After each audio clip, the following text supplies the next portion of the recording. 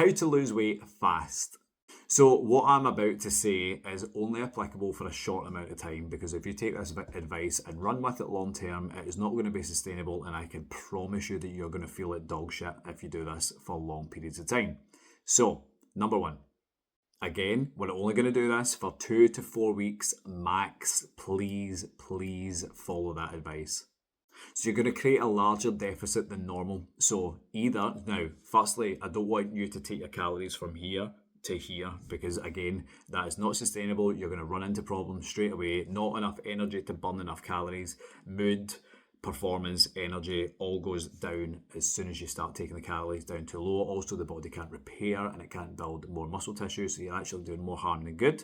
So what we want to do is increase the calorie burn. So say your calories are here, we want to take that calorie burn, which would normally be about here, giving you a 500 calorie deficit, and we want to try and take it up as high as we can, still keeping you safe and still making sure that you are able to recover properly, and do that again and again and again for the next 2 to 4 weeks.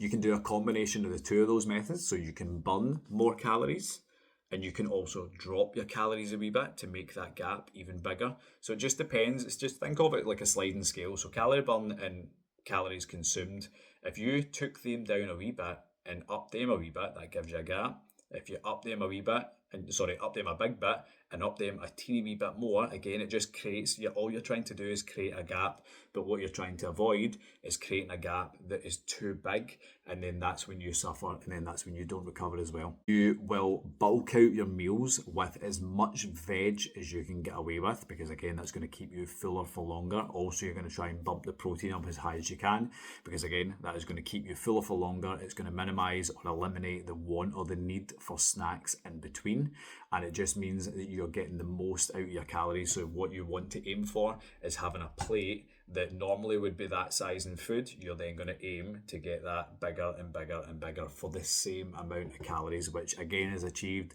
mainly through bulking it out with low calorie veg, which will keep you fuller for longer because you're getting physically more food into the stomach.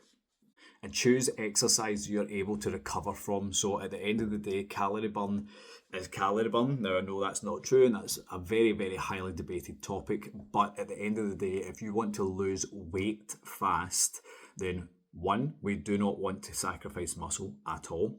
So we are going to aim to do activity that allows you to burn as many calories as possible, to burn as much fat as possible, but also you can recover from. So you can do strength training, but just not too much of it.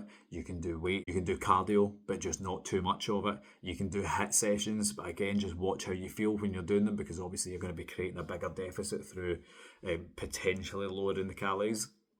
If it was me and if it was my recommendation, I would always aim to burn more before you even touch the calories, because as soon as you lower the calories, your ability to recover goes down, your energy levels go down. So if it was me personally, and the advice I always give to people, you bump the calorie burn up as much as you can. But again, if you're trying to lose as much as you can in a short amount of time, you would probably be more beneficial just doing a wee bit here and more there, and then that creates a bigger gap.